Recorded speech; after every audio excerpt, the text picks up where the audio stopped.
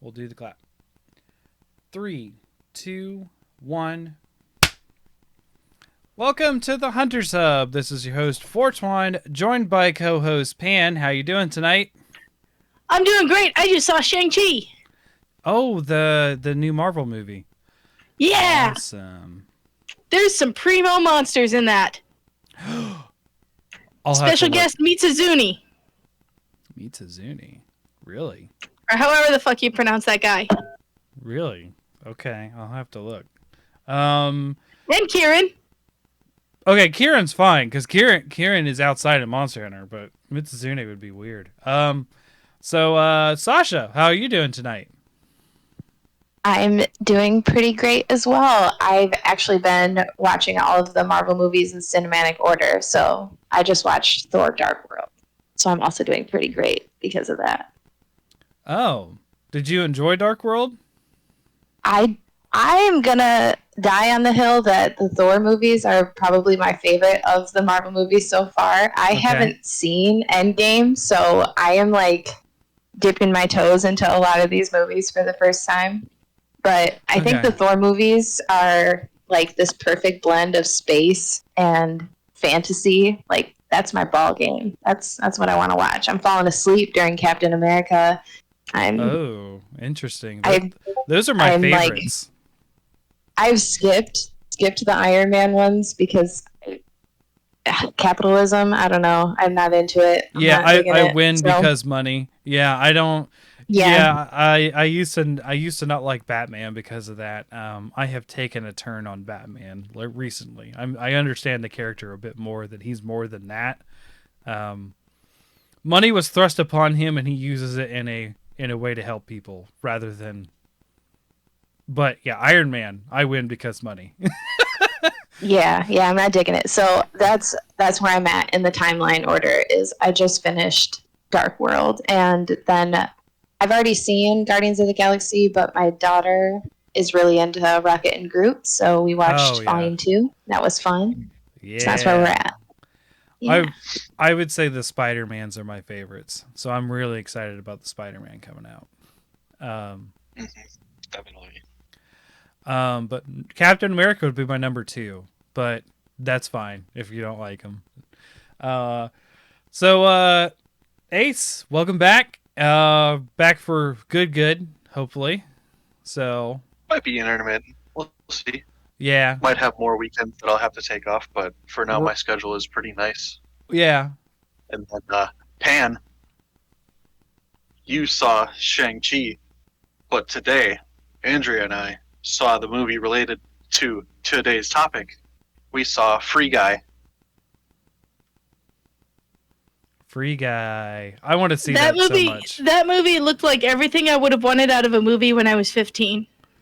It's pretty good. I like it. Okay. All right. I don't want to give spoilers just because it's still relatively new. Yeah, no. I'd like to see it, but all of our theaters closed, so it's an hour trip to go see a movie. It's a lot more of a ordeal. I should have left my phone on and just like live video chatted you. You could have seen it. I wouldn't have been able to. In the crappy way that so many people see movies. Ugh, no.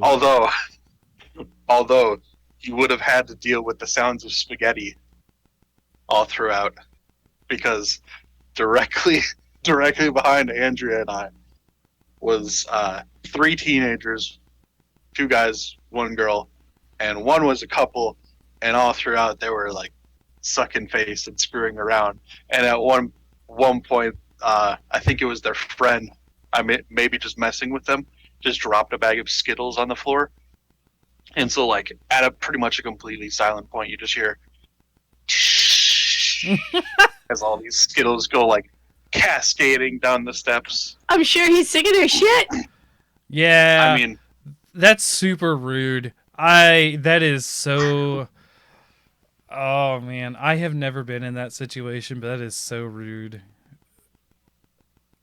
There was one point where like there was something funny that came up, and Andrea and I turned to each other, and just like out of the corner of my eye, I catch like dude going full ham on chest, and I'm just like, okay, locking to movie screen. Ugh. Not looking back. Yeah. Oh boy. It's young love. Young love and hormones. So okay. I was gonna say I had talk about the Skittles of the silent part. I think I had one of the best moments of like that. So you guys did you guys all see the Star Wars where they have like the hyperdrive through the ship? Yeah, that was one of my favorite scenes. Everyone in the theater is silent. Everyone's silent, right? Scene goes off. You see it like it started to explode in the silence, and then you hear someone just let out the biggest fart. Just I got a better one. Let one hold on. Continue. I was like, I'm not done yet. It was literally the guy beside my ex-wife. We saw it together when we were still married, and he blamed her. He was like, he looked at her and she was like, I was like, told us this story before. I was like, why would you do that, dude? Just own it. Like, so like, we were both like, nah, dude, we know it was you. Just shut up. Like, so we kind of gave up on him, but like, oh man, just the like one of the most like silent movie scenes I have ever seen in my life to be ruined by that guy's fart. Oh man. So Pan, you were saying something? Same movie, same scene. Opening night. Oh. Opening night. We watch it. That ship goes into hyperspace and just cuts that fleet in half and all that. And it's the most amazing thing I've seen. Oh my god, this is some awesome shit. Hooray for Disney. And some jackass in the movie theater just starts laughing his ass off. And like, that's so stupid. Oh my god. He's like genuinely cannot contain his laughter because it's so stupid to him. I don't know. And then later, a couple days later, we're talking about, going to see Star Wars on opening night with, we're talking to my sister and my brother-in-law. Because we went to go see it on opening night. And, the next day at work was really, really rough and we were really tired. And he's like, yeah, I was really tired too because I also went to see it on opening night. Man, that scene where that spaceship cuts the Star Destroyer in half by jumping to hyperspace, that was the dumbest shit I've ever seen, and I just couldn't stop laughing. Oh, it's you. You're the asshole. That's what I said. Self-reports. Oh, boy. I love it. Oh, good. Yeah. Oh, man. Okay. So, so some movie magic there tonight. We have a lot to talk about today. Hold on as I set that up. All right, so we're going to be talking about the Nintendo Direct. I don't think we're going to go over it point by point. We're going to probably talk about our highlights. But we're also still sticking with what I talked about last week, the silent protagonists. We're going to do 2 each. We cut it down to accommodate the Nintendo topic. Funny enough, there is a tie-in to the silent protagonist and the Nintendo Direct. Directly so in the Mario movie, because now Mario is fully voiced by Chris Pratt. I can't wait for this. I cannot wait. So this movie is going to be so bad. It's going to be amazing. It's going to be the best thing since Bob Hoskins was Mario. Oh man. I tell you what, I'm the opposite about this. I think this is going to legit be good. Like, I really do, because it's Illumination. I think so too. I have yet to see anything in it with Chris Pratt that hasn't been entertaining at the very least. The amount of people in this, and there was only one person I was like, who the heck is that? And that's the woman playing Peach. She's awesome. She's in The Witch. She's she's the main character in the Queen's Gambit. That's what I recognized her from. We went and looked her up. Yeah, we went and looked her up. And we're like, oh, she's like the new hotness in Hollywood, apparently. Mm-hmm. If you also saw New Mutants, she's the imaginary land with like the pterodactyl. Yeah, she's Illyana Rasputin. I've seen none of these things that were mentioned, even Queen's Gambit. I've seen nothing with her in it. I had to look it up. So, okay. Well, I think this is going to be amazingly.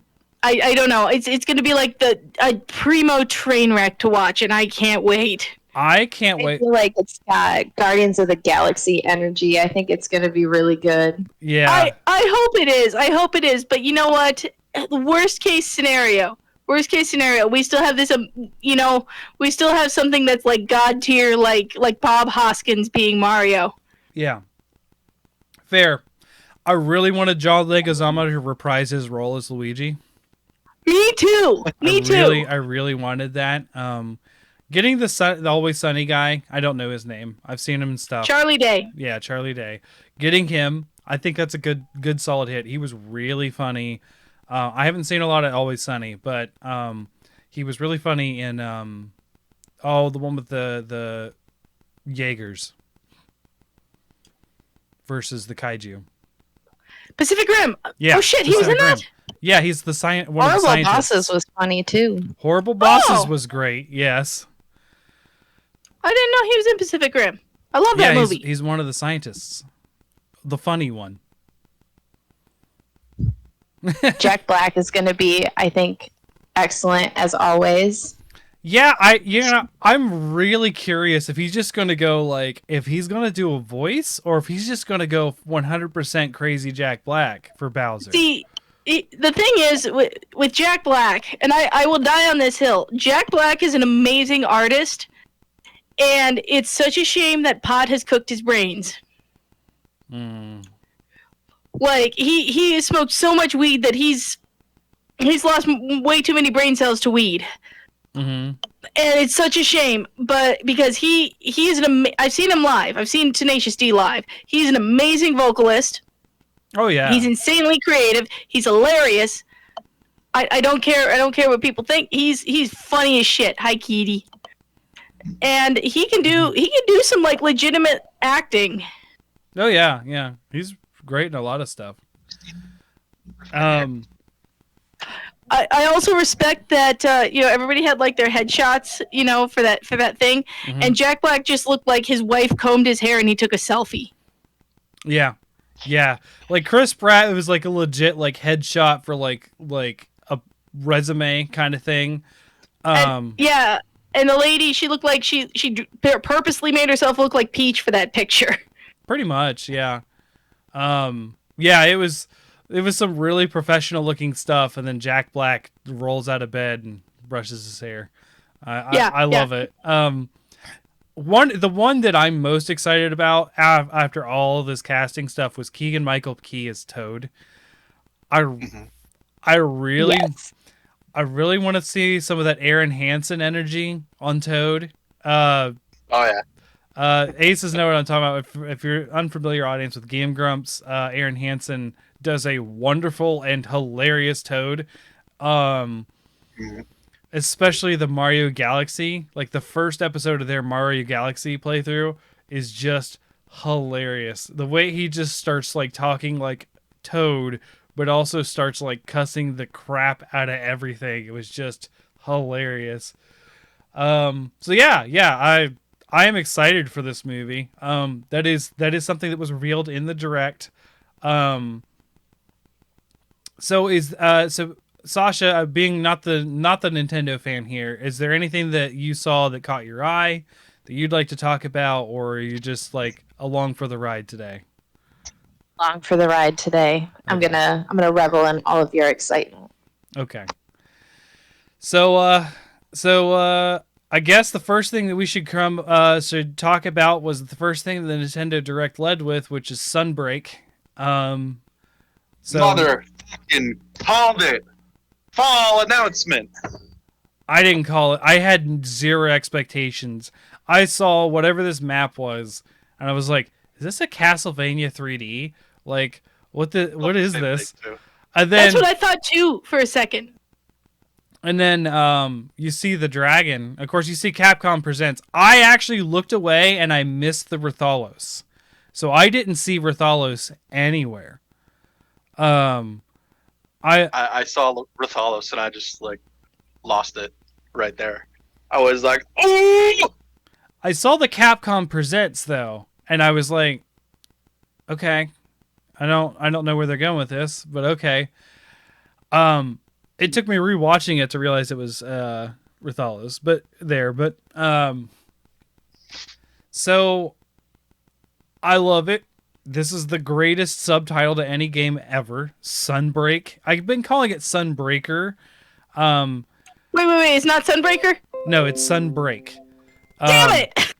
Sunbreaker. I've been calling it Sunbreaker this whole time. Is actually a subclass in Destiny of the Warlock. That's what I got it mixed up with. So, what is that? We're gonna have magic as the next weapon. Just kidding. No. It's not even magic in Destiny. The Warlock is, well, they're psychic, I think, is what I don't know. They use telekinetic stuff. Yeah, magic. I guess I'm wrong. But the Sunbreaker is actually my favorite class in Destiny. Anyways, Sunbreak is an awesome name. This is 100% a vampire dragon. Hold up, though. Uh-huh. I missed the part about being a vampire dragon, and now I'm extra excited. But as Steve pointed out multiple times while we were watching the Nintendo Direct together, there was a huge missed opportunity for this title. Monster Hunter Sunrise. Sunrise? Okay. Because it's Monster Hunter Rise. I don't know. The joke of it should have been Monster Hunter Rise and Shine. Rise and Shine. As much as they put puns and stuff in there. Child!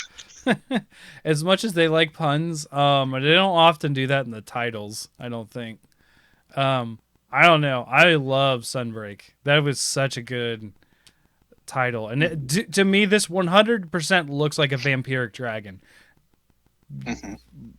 Could be cool. It also, to me, sort of almost looks like a foil to Velkhana, just because it sort of has like that sort of frilled collar on it. I was super hoping that it was some kind of variant Kushala Daora. Okay. But I'm way more excited about a vampire dragon. And here's Sasha looking these up right now. Very cool. I'm just saying, I just don't know what you're talking about. No, it's fine. This was it, though. That's all we got to see was Rathalos get punked by a dragon again. And then... he's Worf! They need to stop I know you don't this. Star Trek. I know you don't Star Trek. No, I know what that means. I know what that means because I don't Star Trek, but my dad does. I kid you not. Every day there is Star Trek playing in that living room outside of that door. Every day. It is usually, at this point, Deep Space Nine. And Worf is still in that. So for the listeners who don't Star Trek, Worf is a Klingon, which they're space orcs. Worf is a space orc, and he's the head of security. And every episode where somebody takes over the ship, the first thing they do is just punch out Worf, because that shows how badass they are. Because if they can punch out Worf, then they're really strong and a threat. But that just turns into every other episode, Worf gets punched out or incapacitated or tased. He's like the Rathalos of the Star Trek crew. Yes. Yeah. So yeah, Worf is constantly getting the crap beat out of him to show how badass the newest threat is. Right. So, yeah, and Rathalos is one of my favorite monsters. So I want to see him shine again. Although he got his day in Rise. Rise did him justice. Oh yeah, I really like just how tough he is in that, and then also the Apex version. So. I don't know like what else we can spin off on Monster Hunter on this because there wasn't much there. We just saw an Elder Dragon and Rathalos. My biggest take is it possibly is a vampiric thing, because it looks very much like a vampire, the blood moon sort of look. And they were doing the Castlevania imagery. Yes. Yeah, so some people were speculating if there's going to be sort of like a vampiric disease that transfers to the monsters. So I we'll really see if hope that it's would a be vampire thing, dragon. but I kind of doubt that. I hope it's not a disease. I think we need to get away from that. We've done that twice in this series, and I don't want to see it again for a long time. We'll be getting more news at the Tokyo Game Show. Mm-hmm. What if Shigaru? What if Gore Magala got vampire disease? Zombie vampires. Interesting. Zombie vampires. So to explain Sasha, there's a monster that turns things into zombies with his scales, called Gore Magala. Because he's like a moth. He's a moth dragon thing. So he sheds like creepy dust on stuff, and it turns things to zombies. Yep. Yes. Gore Magala is also like my favorite monster. So don't get me wrong, super hyped for Monster Hunter. My most hyped thing above Monster Hunter was 3D Kirby. Oh yeah, Last of Us 3, as some people in the chat were jokingly saying. I was blown away by 3D Kirby. Kirby has never done this. The closest thing is Kirby Golf. Kirby Golf is the third closest thing to a 3D game than Kirby. Mm-hmm. Kirby Golf. I didn't know that was a thing. Yeah. Oh, yeah. It's for free if you have Nintendo Switch Online. It is a SNES title. And then if you watch the Game Grumps, they got like a modded version where it put basically like their own looks onto 2 avatars. Yeah. So they played Grump Kirby's Dream Course. Yeah. Yeah, it was a big series for But them. yeah.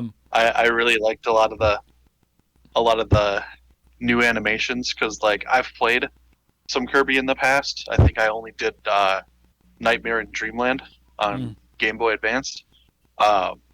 It was interesting to see the evolution of the Spike Kirby actually turn into just a ball that can roll around and be like manipulated. an urchin. Yeah. Mm-hmm. Oh gosh. My Facebook stuff is just going off, and it's going off right on stream. Cool. Let's try to fix Funny that. story. Funny story. Mm-hmm. I made a study guide for those who are still decrying the monster roster in Rise, and it has just been a non-stop vortex of shit. And I'm kind of regretting it, but at the same time, I think some of the conversations that are going on are kind of funny. I did have a problem with the study guide myself. Is it that I got some of the games incorrect in correlation to each other Yes. and what they were? Yes. Yeah, Kogath made sure to point out that G and Monster Hunter Freedom were basically the same game. Yep. Yeah. They are. I don't know everything. That's fine. Mistakes happen. But I didn't say anything. I just liked it and retweeted it. So, anyways, it hasn't stopped since. So yeah, I love the Kirby stuff. It looks really cool. I showed my daughters. They were like, "I want it now," and I'm like, "Sorry, next year." Emery loves Kirby. She still plays. She'll boot up her Switch just to play Kirby a lot of the time. Mm-hmm. So we're excited. All of us, all 3 of us. You should test them out and get like a Game Boy Advance and get a bunch of the older Kirby games. I have got them 3DSs before, and I didn't play them too much. The Switch seemed to be the thing that really stuck to them as far as the gaming goes. Mm-hmm. So, gotcha. We'll see. But a lot of the Kirby titles are available on Switch anyways. So, and theoretically, with the new subscription service they might later add on Game Boy games and stuff like that as the Switch life progresses.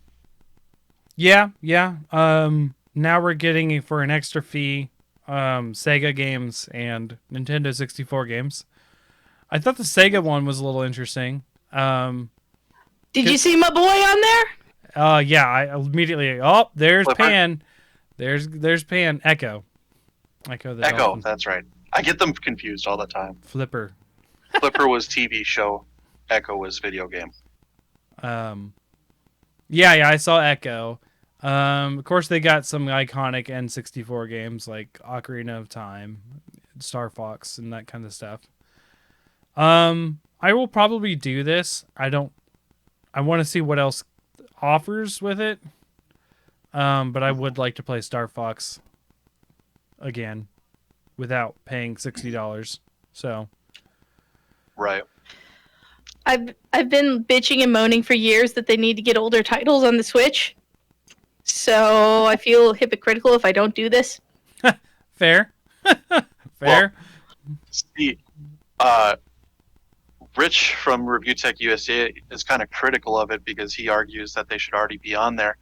But coming from my point of view, I'd say this saves me near $60 worth of games, specifically on Legend of Zelda, because Andrea is a rabid fan of Legend of Zelda. And so for a couple of months, I've been toying with the idea of just buying every digital version of the Legend of Zelda games for the Wii U, because they have all the digital versions available. Mm-hmm. And that's roughly about 60-something bucks. And I'm like, I mean, if this bumps it up to like $45 to $60 a year, that's kind of fine. I'm already paying that with PlayStation, so. Yeah. Yeah,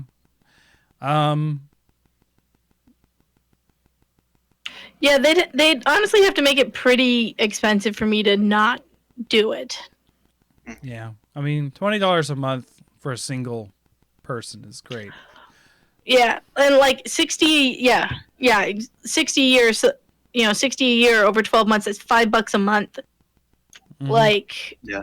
If I only spent that much in coffee.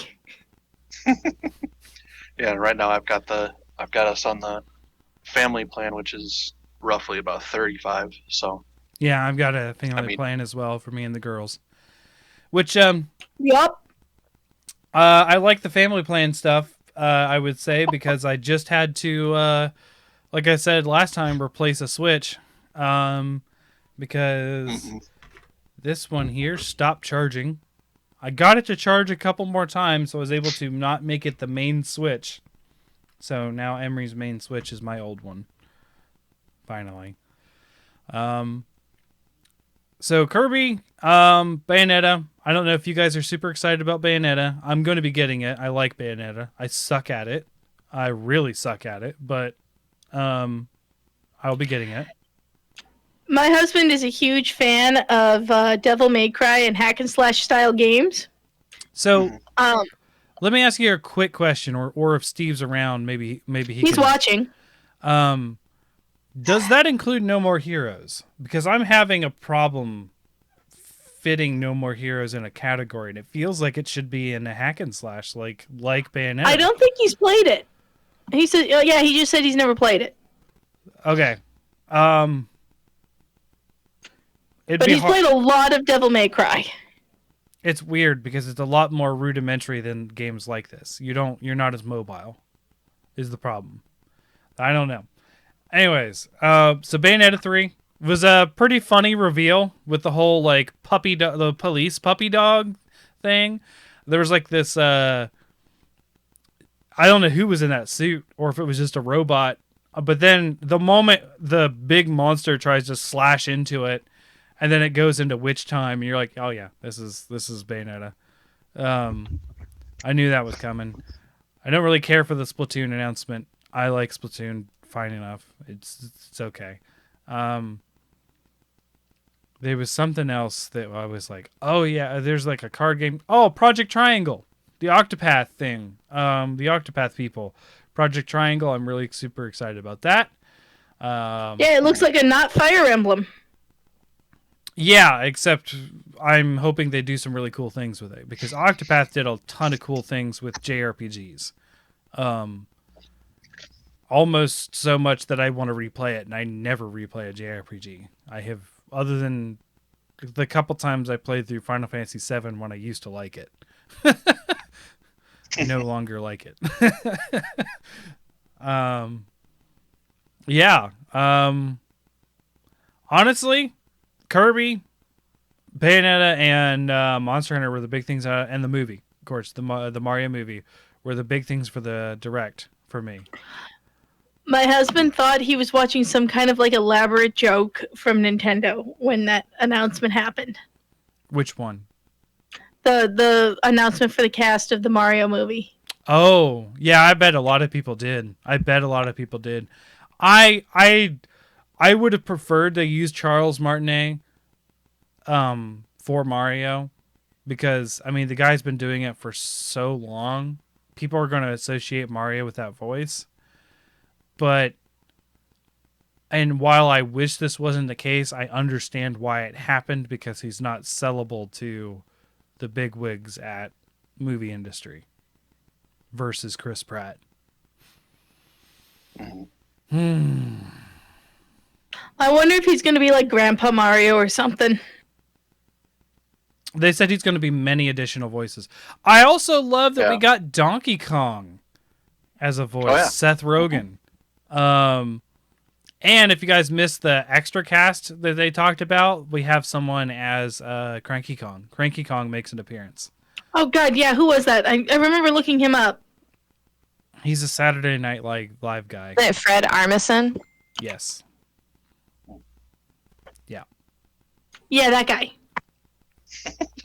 Yep.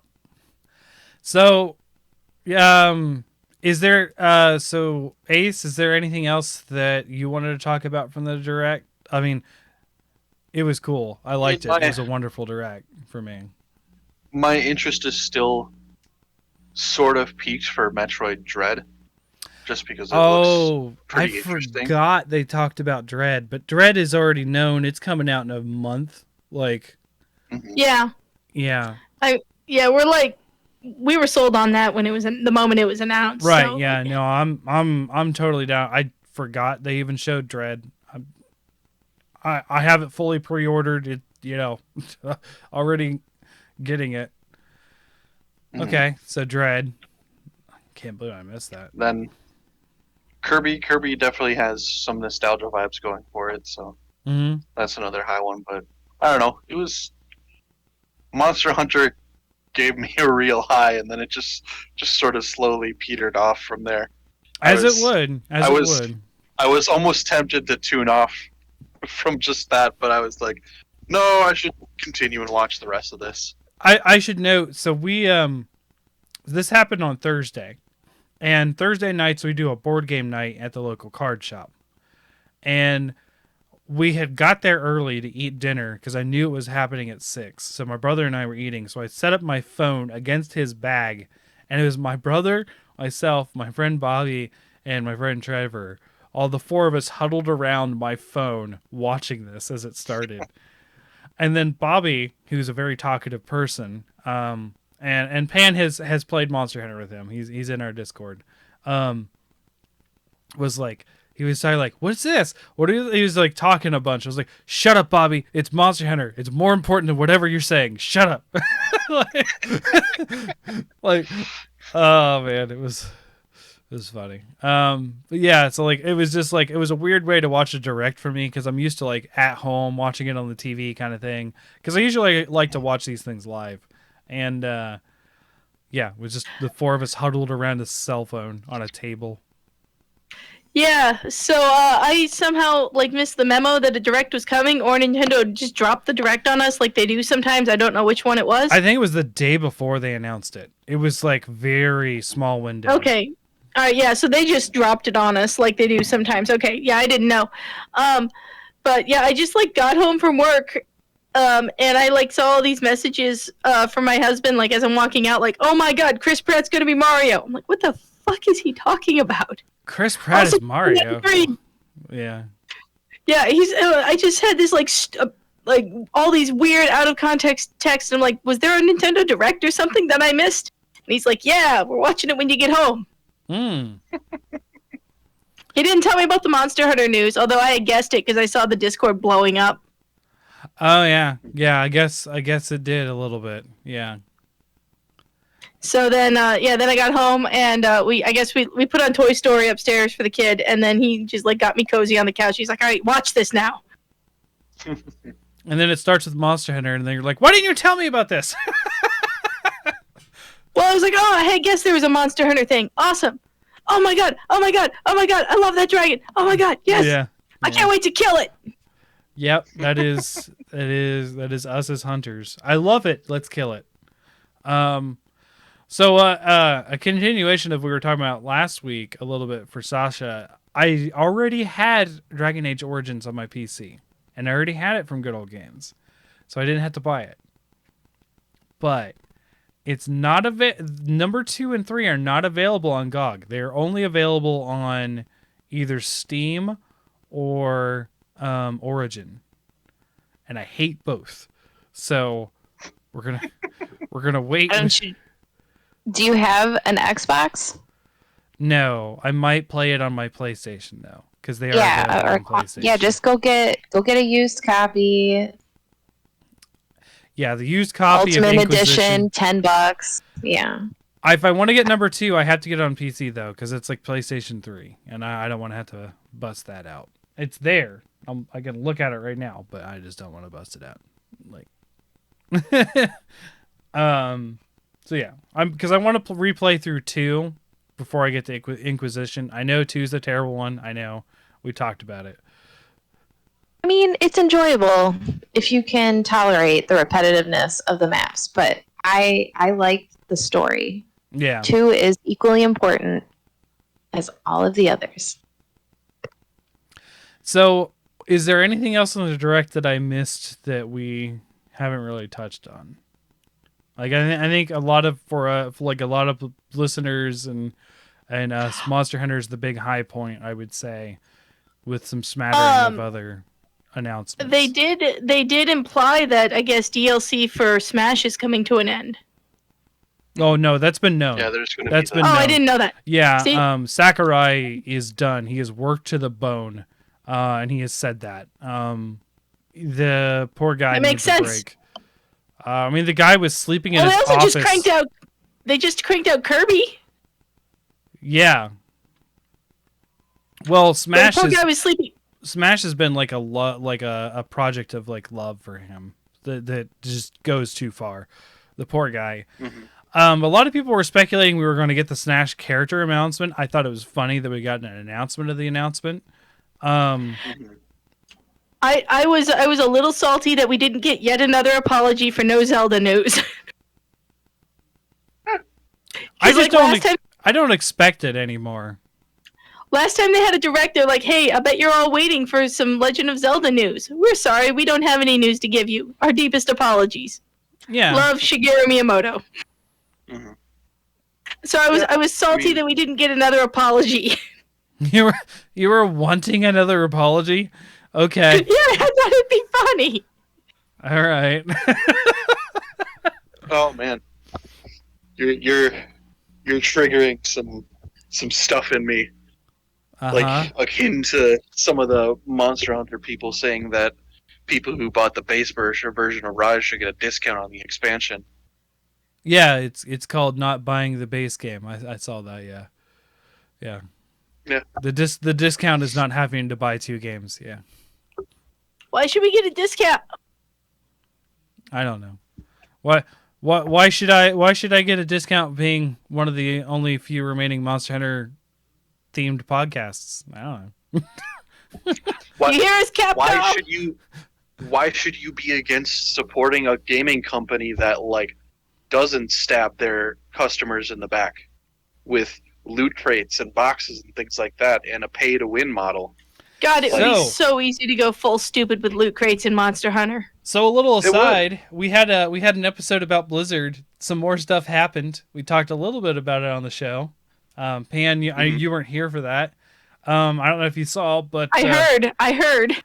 Yeah, they have upgraded the lawsuit that was dealing with the not disclosing the investigation from California on the sexual harassment and non-equal rights treatment of women.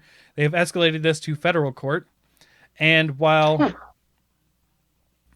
this is not a criminal court, this is still a civil court on the federal level. Oftentimes, it does lead to be passed off to the criminal division. There have been several cases of corporate issues that were prosecuted by this court and then passed off to the criminal division for, some of the stuff that's like could happen. And the interesting part is a lot of this is being laid on Activision and not Blizzard, because Activision is a lot of the top end of the company. So stuff like the CEO, Bobby Kotick, is specifically involved in this this worded verbiage. So that escalated. And at the same time, Diablo 2 released, and we were talking about the fact that it's not very high up on the featured stuff, even though it was just released. I didn't think I was going to double dip, but I did. I did get it on PC and Switch. And I will say there was a lot of server issues to begin with. Yeah, of course, yeah, everyone's like, duh. But I had an interesting one where I wasn't allowed to play a character that I had created, where it told me it was in a game, and I had like rebooted the game like 4 times. So I played offline for a while. Then I had to go do things, and then like I haven't actually got to play a ton. But I did also pick it up on Switch earlier. And it's a vastly different game on console than it is on PC. PC, it's literally almost exactly a graphical upgrade with some quality of life. On console, it has an action bar. It has like your buttons can press everything. You can do different skills on different buttons. For people who haven't played Diablo 2, that's an insanely different thing, because in Diablo 2, you could only assign left and right click. And if you wanted to... Oh, that's nuts. And if you wanted to change what skill you were using, you would press the F keys to hot slot something onto the left or right click on the fly. So, like, you'd have to, like, you're basically pressing the F function keys. And, people hardly ever use function keys these days. So... I can't reach my function keys. I have learned to do so on the PC for now. I have tiny baby girl hands. You can rebind them to anything. You can even do like your numpad or that kind of stuff. You could even do mouse buttons. I did what I like to do with ARPGs, and I bound inventory and character to mouse buttons 4 and 5. That way I can just not have to press the keyboard for those things. But yeah, it's actually a very different experience on console, like entirely so. And cross save does work. I saved a character. I had like when I booted up my Switch thing, I linked my Blizzard account, and then all of my characters were there, and I just played from the Switch and then saved it and then went to the PC and continued. That was insanely fun for us with Hades. The cross. You can do that with Hades, yeah. Oh, I did not know that. I only played it on Switch. Yeah, I did too, but like my husband played it on PC a lot. And then he hurt his wrist back in like June, like playing piano, and he's been in a brace for like 4 months. So it was nice for him to like change up doing it on PC or Switch because of his like different strain, like using different muscles and different strains on his wrist. Helped him change it up and stuff. It was nifty. So I think that's it out of the whole Blizzard ordeal. I enjoyed Diablo 2. It's the same game. So, ready for our topic, I guess. Yeah, let's do our topic. And Sasha, we'll have you lead because you haven't got to say much today so far. Yeah, we'll let you talk. before we get started, let me just lay this out for the audience, in case they weren't here last week or something like that. We're going to take on, we're going to basically evaluate whether this, or as the interpretation, Sasha interpreted this differently. What would it like to have a silent protagonist in a game? My interpretation was to evaluate whether a silent protagonist is needed or not, and if it's appropriate in said game. So Sasha, you can go ahead and lead us off with your first entry in the silent protagonists. Well, I mostly followed the rules. I just like hyper focused in RPGs because that's what I play the most of. That's fair. So with a silent protagonist in an RPG, I feel like it depends on what you're looking for. Yeah. If you're looking to play like a pre-made kind of character, there's games like Mass Effect for that.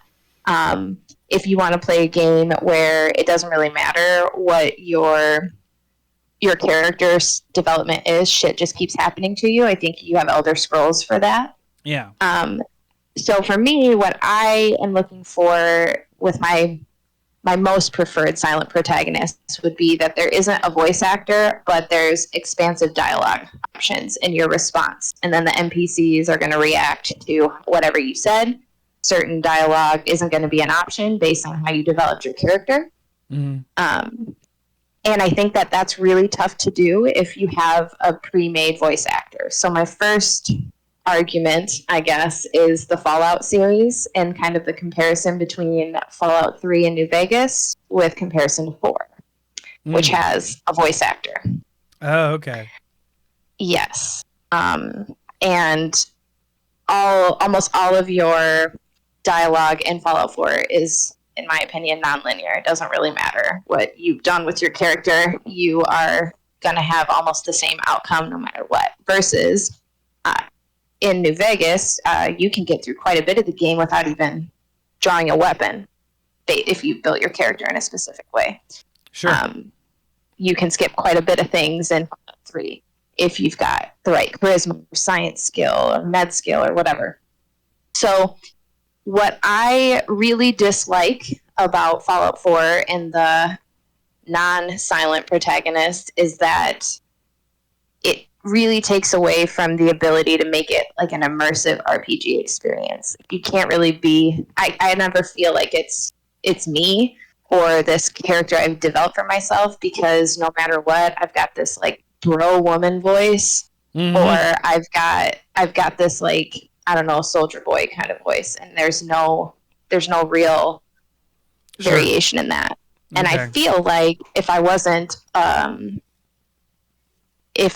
if I was looking to play any other ethnicity, if I was looking to play somebody with a different education level or different types of backgrounds, that having the voice actor really just takes away from the opportunity to do that. It's just the same thing no matter what.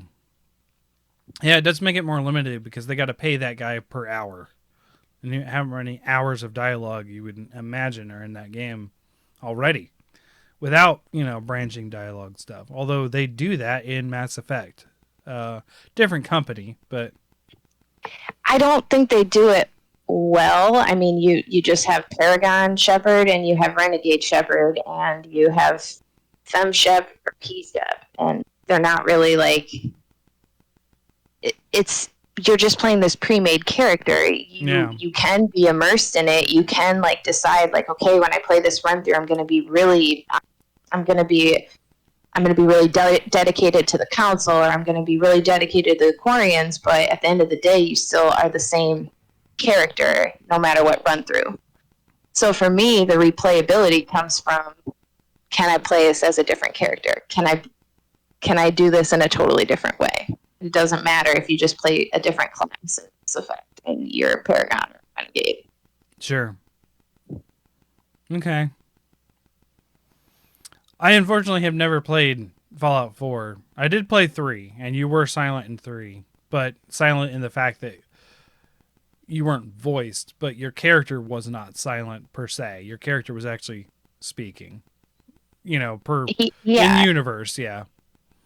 And in, I want to say 3 in New Vegas, dabble in this, but if you play with lower intelligence, your character's dialogue responses are stupid. Yes. Or you understand what people are saying to you. Mm-hmm. That's something my husband loved about that. Yeah, that's always a nice touch. It was at 1 and 2 that actually had, like, if you got low enough, it was just like caveman grunts, like that's all they could do. Yeah, that's hilarious. That's some great D&D logic. I love that kind of stuff where it's just like if you're in D&D, like they actually used to have rules for in the older editions of like if you're at 4 intelligence, this is what you could possibly be the equivalent of intelligent to, and one of like 4 is like a dog or something like that. Like it's just it's great. Yeah, it's always fun like looking at min-maxed character stats and then comparing them. Okay, your intelligence is literally less than a lab rat. Mm-hmm. And not even like a weird experimented lab rat. No, just your intelligence is less than a rat. Mm-hmm. Not sure how you're functioning. Yep. Impulse alone. I mean, I the dumbest character I ever had a 4 intelligence, and I played it that way though. Butterflies were both amazing and absolutely frightening to him. He didn't understand anything. He was angered by tables. Tables were a trigger for him. Because he just didn't understand that you could set things. He was a barbarian that lived in the wilds by himself. So of course he was a barbarian. Of course he was. Yes, but yeah. In later editions of this character, he's not as dumb. But his first edition of this character, he was dumb. He was super dumb. I'm going to point out that Conan was a smart barbarian. He was not Conan. He was not modeled after Conan in any sense other than being a barbarian as well. Conan is amazing. Conan is a rogue / barbarian, and he's amazing. Okay. So Fallout, stop using dialogue. Stop using voice dialogue. Yeah, I feel like, yes, in summary, please go backwards in your progress, Bethesda. So I think we'll put a stamp on that. Fallout 4. I can jump on that one. Yeah. I can jump on that one because same with Elder Scrolls. A lot of, I mean, also like the writing team between Morrowind or between Oblivion and Skyrim changed. But you know, when we jumped to like the voice acted stuff in Oblivion, you lost a lot of flavor because like hell were they going to pay their 2 voice actors, 3.5 voice actors, Nord and Patrick Stewart. Nord. They spent the entire voice acting budget for Oblivion on Patrick Stewart and Sean Bean, and then they were like, "Ah, shit, we got to go get like Frank and Jim to record all the rest of the voice lines." Who was Sean Bean again? I know you've said this before. In the game. In the game. Martin Septim. Septim. That's it. Okay. He dies. He dies at the end. Yep, he dies. All right, good. He gets turned into stone by Akatosh. We have to continue the streak. No combo breakers. Okay. So, anyways, but you know the jump from Morrowind to Oblivion, like hell were they gonna pay like Frank, Tim, Sean Bean, and Patrick Stewart to read all that flavor text? Nope. And whoever the heck they had voicing Sheogorath. He was also a unique voice actor. Oh, okay. I did. But Oblivion is one I never touched. Well, I touched it, but I got out of the sewer. That's it. Okay. So yeah, RPGs. Western RPGs are at their best when it's all dialogue, and you can read every last word of that giant effing novel that the game writers wrote. Yeah, that's a lot. Pan, so is that one of your picks or No? Okay. So no, I'm throwing onto her pick is that I want more silent protagonists in my Western RPGs and more dialogue and flavor text. Yeah. Because imagine that I want an RPG with more flavor. Yeah, I know. It's what you do. Shocking. It is what you do. So, all right. So Pam, we'll just go clockwise for me. I don't know if you can see the stream, but Pan. Yeah, I can see it. Okay. Okay. Mm-hmm. This is one of the ones I was going to mention if no one did. Yeah. Okay. So by the way, I partly bought this today because of the topic. Oh. This is the Legend of Zelda manga. No. Is he silent in that manga? No. Okay. Whoa. I was like, that would be interesting. No, he's a character in everything. Yeah. And we'll get to this because this is kind of the point of this topic is if you're a silent protagonist, yet somehow you were still communicating and we don't understand how, why are you a silent protagonist? So, Link, I assume. So Link is he's a real character in this manga. I read about a dozen or so pages while I was waiting for the movie to start earlier. There's a Barnes and Noble right next to the movie theater. That's why. Oh, okay. Yeah. So we went into the Barnes and Noble before the movie started. So yeah, we got this. I also got Majora's Mask, which I'm really hyped to read after I finish reading this. But he's a character and everything, and he's got some kind of issues from losing 7 years of his life. Fair? He's kind of pissed. Yeah. And he also kind of wants vengeance against Ganondorf for killing all his friends. Yeah, I could see that. Because as he's journeying across Hyrule. By the way, spoilers for Ocarina of Time, I suppose. You're only 30 years late. No, it's more like 20. Yeah. But yeah, he's kind of pissed because everywhere he turns in Hyrule, all his friends are dead, or bad shit's happened. Mm-hmm. So he's by the time, I skipped ahead a little bit. By the time he gets out of the Fire Temple, he is just on the warpath. And kind of out for Ganon's blood. So he's a character. Yeah. And see, they could have done this thing where they allowed him to talk in Ocarina of Time and still had the very, very funny times where he just screams. Because there's a couple times where he screams and it's just hilarious.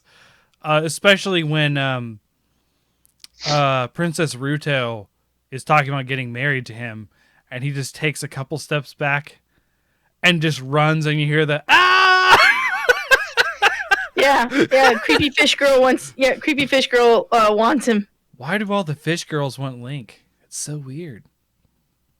Hey, now that other God, what was her name? Naburu wanted him. She was not a fish girl. Sure, but Mipha did.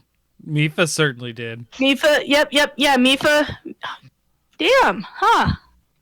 Yeah, it's fishy. In Twilight Princess, in Twilight Princess, it was a dude. There wasn't anything in between. I mean, steal a page from Game Grumps. They want his hilly dick. Hilly. Do you not remember that from their playthrough of Breath of the Wild? No, I didn't see their Breath of the Wild playthrough. Oh, Aaron puts on a surfer bro voice for Link. Not for Link. One of the fish people. Oh. I'm gonna guess Poseidon. I'm gonna guess Prince Poseidon. I think so. And Prince Poseidon definitely has a surfer bro voice. She rode his hilly tick throughout the land to the seas of the Zora. Jeez. It was one of many golden moments in that playthrough. Okay, so well, I will say there is something we forgot in the direct. There is more DLC for the Hyrule Warriors Age of Calamity. Ta-da! I love that game. I might play that actually. So, yeah, but on the note of Breath of the Wild, like, they make a big freaking deal out of, like, trying to get Link's memories back. And these memories are not, like, tied to, like, Ganon's weaknesses or whatever. No, they're just, like, nice little personal memories that he has. And I'm like, as growing up of an orphan in the Kakariko village? No, in Breath of the Wild. Oh, yes. Okay, yes. Yeah, in Breath of the Wild. So he has all these, like, nice little personal memories of, like, going on a road trip with Zelda and, like, so she can, like, learn how to control her powers and see the lands and whatnot. Oh, yeah. And yeah, there's definitely, like, a very... I saw you first see this in Skyward Sword, but they reiterate it in this, that there is a definite connection between the two that is beyond friendship. Yeah. And I'm like, why are we having all of these if, like, Link is silent and not a character? I think it's the games are slowly moving towards Link, like, saying things and being a... You actually make dialogue choices in Skyward Sword. Like, you actually are communicating. And that's, again, another reason why I don't think Link needs to be a silent protagonist. I think we actually need to just say stuff. Like, respond to people. Because that shit's rude. We'll see. But then you run the risk of having the weird voice acting, like in one of the Zelda CDR games. Okay, like where at the that end was of an abomination all around, dude. That was just... Voice acting has come a long ways. And two, just get some Japanese dude to do it. No, I'm the hero of Korodai. I guess that's worth a kiss, huh? I won! Look. All the weebs that play Legend of Zelda would absolutely accept just Link has some Japanese voice actor and it's subtitled. Would they? Because I would Monster not. Hunter. No, it doesn't. I do. Well, no. I do English. But then the voice can't be wrong. Okay, fine. Yes, you can't be wrong if you give it in one available language. Yes. Also, because Nintendo doesn't care about Western markets. That is BS. They care a lot about our money. A lot. They do. But yeah. They also, I hope they hold fast and do their model aside all the incessant bitching that is going on. Mm-hmm. All the time. Or they just get Chris Pratt to voice him. Oh God, another tiny child. Sorry. You have to go back. I'm recording. I'll be right back. You keep talking. Oh yeah, Morg is saying KOTOR on Switch. KOTOR? Knights of the Old Republic on Switch. Yes, that was. The Knights of the Old Republic remake is coming to Switch. That was another one. I was gonna ask, are you gonna do that one and then get the remake when they have that? Oh, I'm certainly getting the remake. If I get the remake, is it the remake that's coming to the Switch or just the old one? It's the old one, so it's like a re-release, and then PlayStation is getting the remake / remaster, or well, the as far as I can tell, the PS5 is a myth perpetuated by major media companies and Fortran. And you! Oh my God, you're in on it too! Oh shit! I just got lucky enough to have friends that worked at GameStop at the time that were able to secure me the bag. Otherwise, I would be in the current cesspit of bots and scalpers that want you to cut off your arm and your leg and ship it to them. Yeah, no kidding. So, as far as I can tell, the PS5 is a myth perpetuated by people on the internet and major news corporations. So, I mean, all we need is some actual regulation to be put in place so that this practice can be put to an end. Because it was bad enough 4 years ago when I was working seasonally at Target, and moms coming in for their kids on holidays looking for Hatchimals, we had to tell them no because X person bought all of these and Target didn't want to put a limit on. And then it happened when the Switch launched too. And then we had people going to extreme measures, like posing that the Make-A-Wish Foundation had given them a check to go and blah, blah, blah, blah, blah, and get a Switch. Even though, why would they give you a check instead of just dealing directly with Nintendo? Bro, I remember the or Wii. Target? I remember when the Wii launched. Oh, yeah.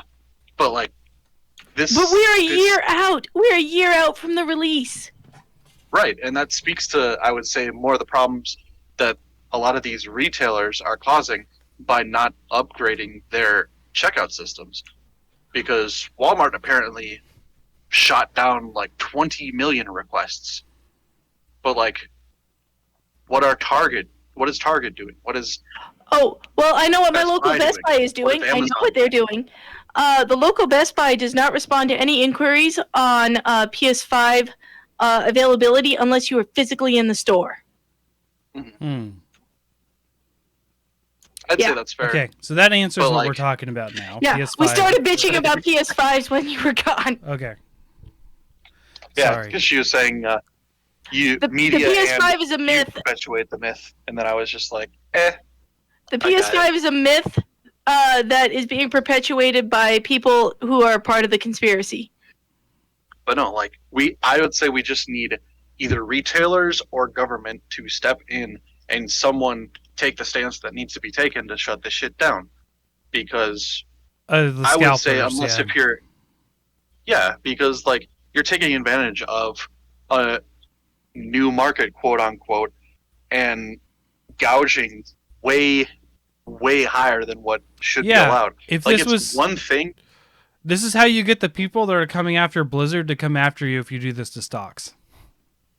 This exact behavior. I mean, it's one thing if you're selling like an old console that still runs like perfectly, and you're selling like a game lot with it, and you're selling like something that is essentially rare. But selling something that is new for like two in some cases 4 or 5 times the price is immoral in my eyes, and like depending on just how bad you're tampering the market, I would say you should face some fines for that, because like... Yeah, I'll be a little super honest about my personal life here for a second. I have a therapist, and I was actually talking to her about this PS5 thing for a little bit, because I was a little frustrated with it. Not that it was affecting me mentally, it's just like something to talk about. And she was like, they're so smart for doing that. They're so smart for flipping a profit. And I was like, no.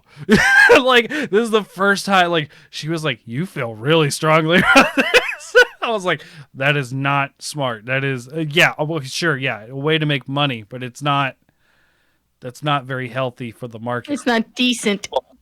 Well, we'll flip the script to, like, an actual, like, need. Say that there was some new, like, for example, diabetes medication, because insulin is a major problem here in the US. Say if they made like a readily available insulin drug and people were just coming over the counter because there wasn't any like purchasing limits by the retailers, and then they were just buying in bulk, storing it, and then selling it for a profit. Yeah. That's inherently wrong. And I would say if you're going to be buying such mass quantities of these consoles and graphics cards and things like that, then you should register as a business, and you should pay business taxes for every single sale. Pay the sales tax in Michigan. Yeah, exactly. If you're going to be a scumbag about it, you should deal with the ramifications. So that happened on like a smaller scale to somebody with toilet paper. And, yes. You know, they spent like thousands and thousands of dollars on the toilet paper, and then no store would let them return it, and no one would buy it from them. Good. They just never have to buy toilet paper for 7 years is all. Yeah, hopefully it was, Charmin Ultra Soft. Oh no. Hopefully it was worth it. So my family tried to secure toilet paper for my grandparents. was unsuccessful. But then we found a store that had some, so we bought a bunch. And it was the really bad stuff, like the really like one ply stuff. So if it was any thinner, it wouldn't exist. Yes. So I've been using that, and I just got out of using that this past beginning of August.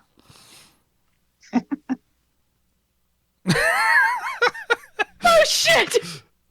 Oh, I'm sorry, dude. Yeah. I could have sent you a care package. Well, hey, it's not like we couldn't have just are... bought it when it was normal, like good stuff, but I had like one of those jumbo packs for just me, just in my bathroom, just me. And I was like, I don't go through it as much as you. And I told my dad about it, and he was like, what are you talking about? Like, we've not been using that stuff since like mid-COVID. I was like, yeah, you guys go through toilet paper because there's 3 of you versus me with my own bathroom. And you guys gave me the giant roll because you assumed I needed it because of the girls who use my bathroom, which I only have, on the weekends. So, which, by the way, they were bored. That's why they came in here. They were like, I want some toys. And I was like, I can't. I got to go in there. I'm recording. And they're like, well, why? They can just do it. I'm like, could you imagine if you were watching Funny and Funny just got away from the camera and just let everyone else run the show the rest of the time? And they're like, oh, okay. So, back at the plot. Yeah. Who's next? Ace? So Link gets the boom. Link You're no longer a silent protagonist. Link needs to be allowed to talk. Yeah. Okay. Isaac Clarke, Dead Space 1. He's Dead silent? Space 1. He is basically silent except for like grunts and screams, if my memory is correct, because that's one of the big changes they're making for the remake of Dead Space, is that he is going to have vocal lines, but only when spoken to, when the situation demands it. Other than that, he largely just grunts and screams his way through the game, which I think is kind of bullshit, given the fact that, like, wait. So, he's going through some of the most nightmarish shit imaginable. So he's like a child from the 1930s, only speak when spoken to? Okay. Yeah, essentially. Okay. Okay, so I'm going to argue that I think he should stay silent. Ooh. Well, because I feel like it cuts the tension. That, like, there's a function for swearing. There's a function for, like, saying things as you're in a really, really stressful situation. So to hear him express himself throughout the whole thing, I think would cut the tension. It would take away from how scary it's supposed to be, as well as, wouldn't you be like really fucking quiet? Like, you wouldn't want them to come and find you? Like, I wouldn't be making myself known. I'm a baby back bitch, so I would be screaming my ass off and saying fucking shit the whole way through. I would say it when the first necromorph pops out, and then my head would be off, and I would be one with the horde, and that would be it. So you wouldn't like Arya Stark your way silently through like the zombie apocalypse? No, I'd just be running around with a plasma cutter. Oh shit! Oh fuck! Oh shit! Oh fuck! Okay. Okay. You know, I think we would all like to think we would handle ourselves better in a crisis situation. I admire your courage to just completely admit that you would just shit the bed and die. Would, yeah. I'd be like curled up in the fetal position in one of those Leviathan holes in the wall, like hiding until something came for me. Like, all right, this is it. Take me out of this world. Yeah, I imagine most people would not respond well to such situations. Plus, like the thing is too that like with the marker, it's basically like a telepathic infection, essentially. So like any exposure via like necromorph or actual contact with the marker, or even seeing like the symbols, you're fucked anyways. So like, it's a pretty non-survivable situation. So I'm gonna get out a few fucks and shits while I can. I think another cool thing about Dead Space and him being silent, though, is that for at least the majority of the game, he's got that helmet on, so you don't really... There's not a whole lot to project onto him as far as, like, who he is as a person. So I think that he's a character that people can, like, kind of stick themselves into for a good chunk of the game. Right. But where I think it would be cool to have some dialogue would be, like, internal dialogue once the marker really starts to, like... make its mark on him, and I think different voices would be cool. Yeah, and I wonder how they're going to play on that with the whole Nicole thing in the game. Just because, I mean, spoilers for an old game, but like, she's dead the whole time, and the letters of each and every chapter spell out Nicole is dead. So like, I wonder what they're going to do to play on that, or like change it up. Yeah, but how much would it ruin if he just sat down at the end of the game, spins around in his space chair, and looks at the camera and goes, "I see dead people." Like, how would that ruin it? Well, this also isn't being handled by Shyamalan.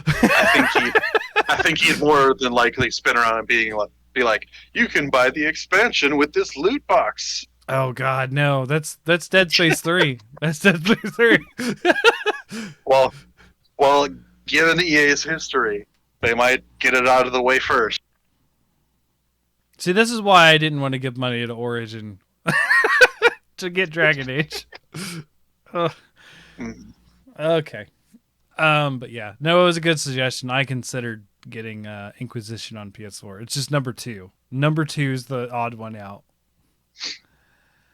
So, Isaac is his name, right?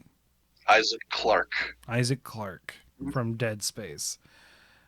We have... He is silent, so I guess he should... So would you say his... Like you, Ace, would you say his silence is done well? This might be the first... In the first game, I would say so. Okay. I would say it sort of adds more to his character, because he's named in the first game, so he's supposed to be someone, but without ever having dialogue, there's only so much character you can sort of glom onto him via the other characters around him that speak about him and to him. So like, I don't know, I'm interested to see more character being added to and developed with him, like they did with the second game. I have yet to play the third. Don't know if I will. Okay, so we're kind of split that he should be silent or he shouldn't be silent then. Yeah. So that's a gray one. I don't really have a lot of opinions. I've only played the first couple chapters of that game, so in my opinion, it is kind of a dick move for like when the people are telling you, "Hey, are you okay over there?" for him to just not answer, which I know happens. Right. When he could totally... Not okay though. He's not. Okay. Are you physically okay? Are you? And he should be like physically yes, or something like that, or at least give an okay like hand. No, he's not okay. Yes, I understand that. Yeah, maybe the hand wave. Yeah, that would be good. Maybe the here or there. Or if he's progressed far enough in the story, the foam finger gun. The foam finger gun. Yeah. Signal with that too. Just start shooting it up in the air and saying yeehaw. No, in Dead Space 2, if you beat it on the max difficulty, you get a foam finger gun, and he goes pew pew pew pew. I've never done it. I wish I could, but no. Yeah. No. 15 chapters with only 3 save points and my scaredy cat ass. No way. I personally did not find it that scary, but I was only in the beginning. So it was tense. I would say that. It was very tense. All right. So, my first entry into this series is the whole reason why I brought this up, which, and, you know, being a Monster Hunter fan, Monster Hunter Stories, the main series, all of it. Don't be silent. Do you know how many Monster Hunter characters are complete fucking assholes because they just don't respond to people?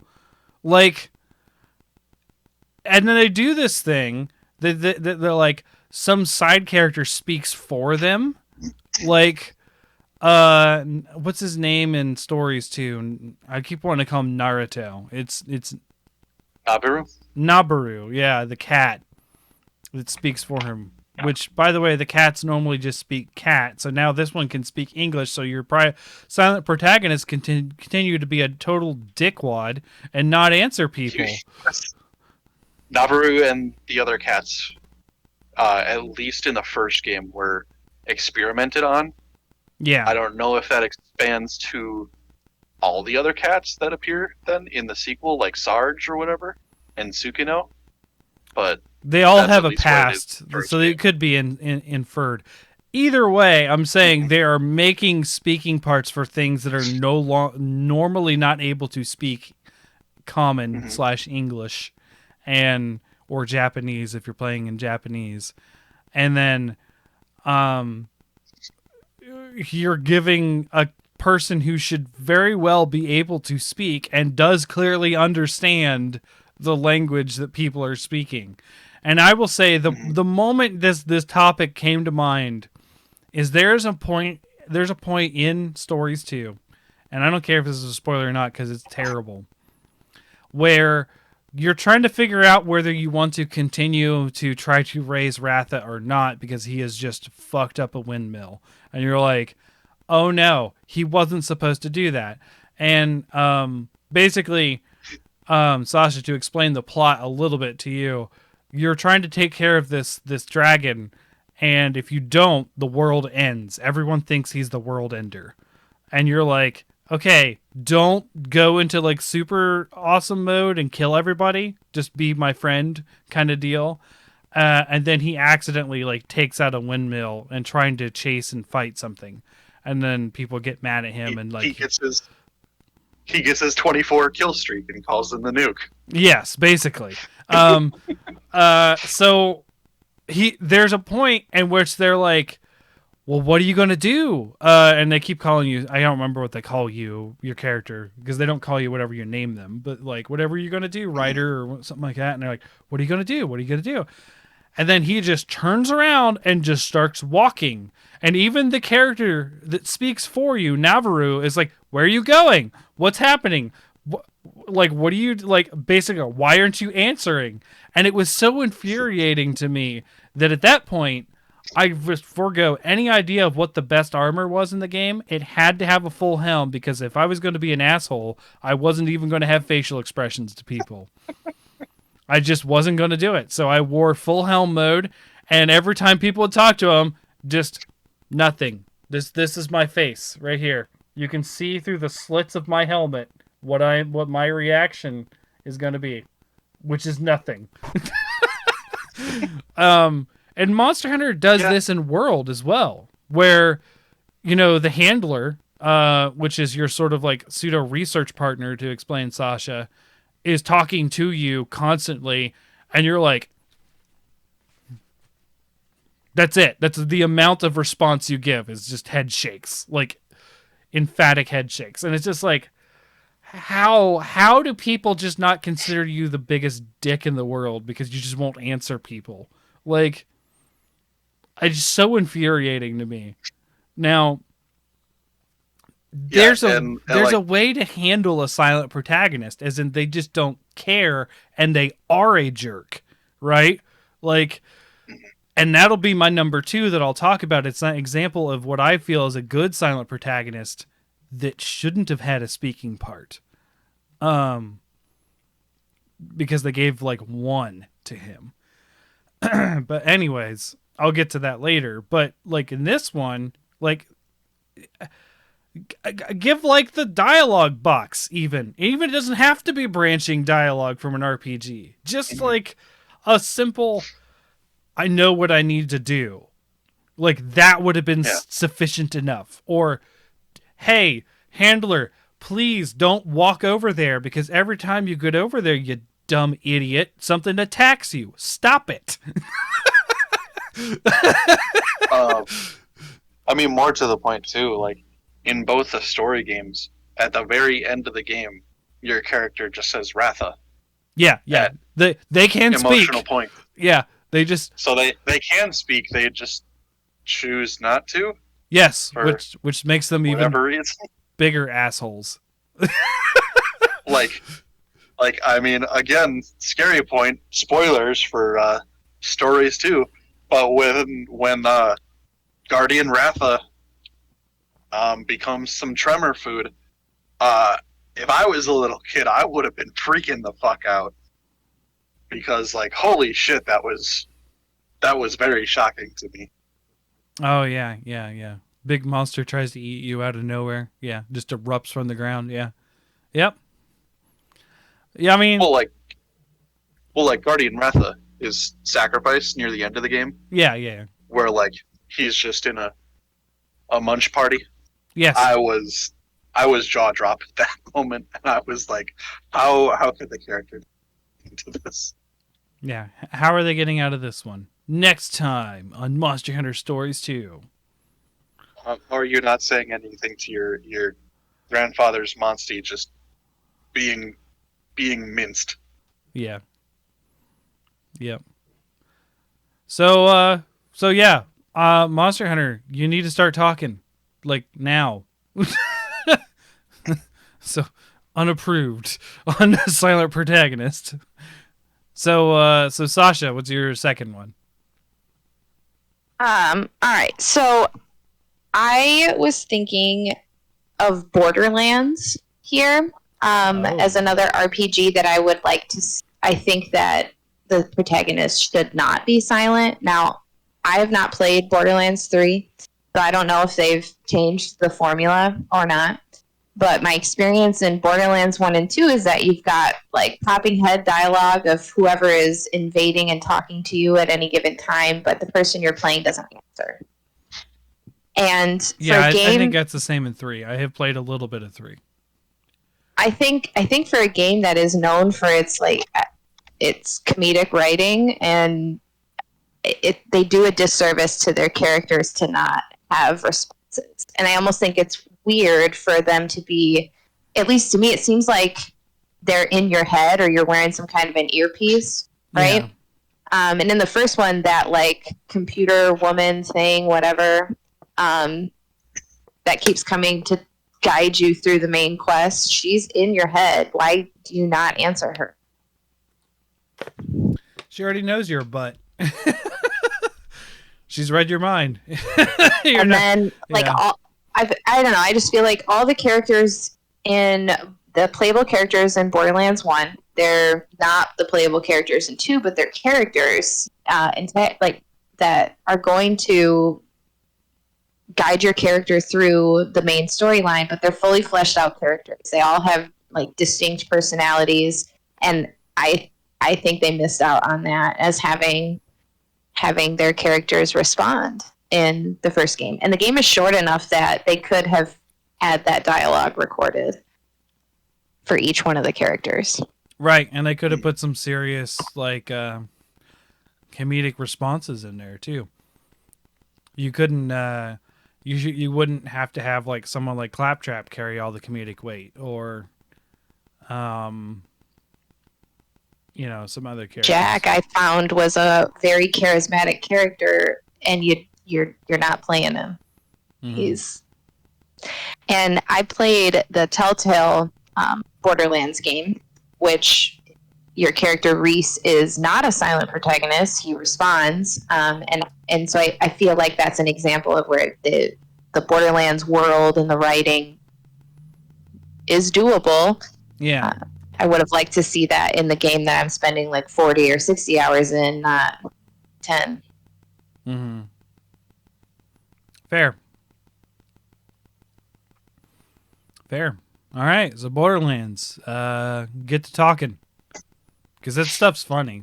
Like, as much as I don't like Borderlands 1, it was still funny. especially Claptrap. So Pan, your second one. Yeah. Well, I was thinking about it a lot today, and it would be neat to have dialogue boxes for the Pokemon protagonist. They they also fall deeply into the trap of, wow, you're a dickhole for not responding to that. Break the third wall and say that stuff to you sometimes. Like nothing? You have nothing to say? Yeah. I mean, these interdimensional gods have come and begun possessing people. Nothing to say? Nope. You just stuffed Cthulhu into a little paperweight. No, Nothing? They do say something. Go insert name of Pokemon here. Attack. Ice Beam. Yeah. Red doesn't say shit in Gold Silver. So I'd like to admit something. This is how much I don't know about Pokemon sometimes, even though I do enjoy the series. I was watching a Let's Play of Pokemon Crystal Randomizer, where they randomize the key items. And I was like, Crystal. That's like 4th gen, right? And I'm like, where's all it's all just 1 and 2nd gen monsters. What? And I had to Google it and say, oh, Crystal was Gold and Silver's 3rd. Oh. I felt super dumb. I never played Crystal. And they obviously don't show the box art when you do these Let's Plays. It's just like a thumbnail of them playing. So I was like, oh yeah, Suikin on the front. That makes sense. That would be 2nd gen. Duh. So. But yeah. But this goes back to God, a 25-year-old wound on my psyche that and Team Rocket's like, hey, so do you want to join? You beat the Nugget Bridge challenge. Do you want to join Team Rocket? You sure? You really sure? It's only gonna come once in a lifetime, kid. All right, well, if you're saying no to Team Rocket, I guess we're gonna battle. Fuck you! I want to join Team Rocket. Damn it, Game Boy. Fair. That'd be funny. That'd be really funny if it did one of those things where it's just like, if you make those RPG choices and the game just ends there and it rolls credits, so you're like, wait a second. Huh? Wait, that was the wrong choice. Oh, no. That would have been funny. Because you could do that. A lot of older RPGs do that, where like, if you just make the wrong decision, it's like, game over. Bye. But Pokemon's a little too... Yeah, reload a previous save or persist in the doomed world that you have created. Mm-hmm. Yeah. Yeah, Sasha knows what I'm talking about. But for real though, it's we had a whole episode where I just ranted about all the changes that need to come to the Pokemon series. And it was the keystone to the whole episode. We based everything on it. Yeah. Yeah. But Pokemon fans we're well past the all right. We're a 12-year-old making our way in the world, or 10-year-old, or however old the age of adulthood is in the Pokemon universe. It is 10, apparently. Age of majority, that's it. Yeah, it's 10. But in any case, can we have like a Pokemon game where 1, you got dialogue, and 2, you are a 30-year-old former child prodigy Pokemon trainer. And you just don't know what to do with your life. I mean, you've got Cthulhu sitting on your shelf there, right along with the god Pokemon and the progenitor of all Pokemon. I feel that hits a little too close to home for me.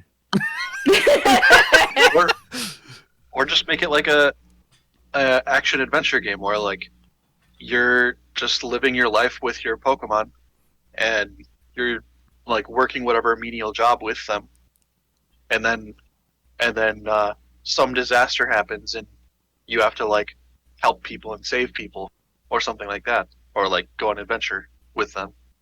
Or hear me out, you're a professor of Pokemon and you get like kind of the micromanagement of sending off your little 10-year-old minions to go do little mini missions for you.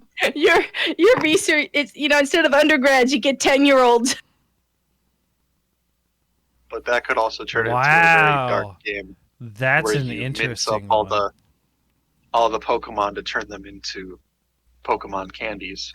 Or you get, you know, and then you send out the 10-year-olds to do your field work and your field research, and you're getting entries like the tip of Charizard's tail burns at 300,000 degrees Fahrenheit. You're like, God damn it, this is why you don't send 10-year-olds out to do research. There's like some Pokemon. Fair. Yeah. There's some Pokemon whose like breath like burns like hotter than the surface of the sun, according to the Pokedex. Or like Kadabra. Instead of Ace Attorney Chronicles, Professor Oak's trials, as he gets all the litigation from sending children out to their deaths in the wilderness. Nah, it's like Harry Potter. They don't care. Just so like, it always baffled me, the entries like Drifloom, where it's like they carry off children into the night. And I'm like, could you imagine the social backlash of being like, go Drifloom, and people are like, oh no.